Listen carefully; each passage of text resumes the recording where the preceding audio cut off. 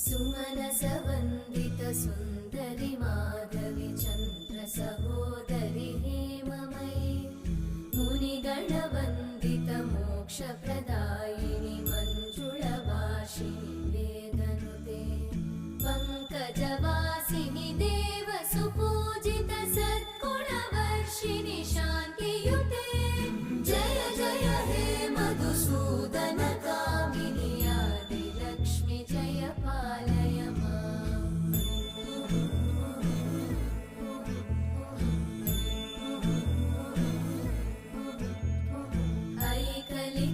ऐकलिकल्मषनाशिनि कामिनि वैदिकरूपिणि वेदमये क्षीरसमुद्भव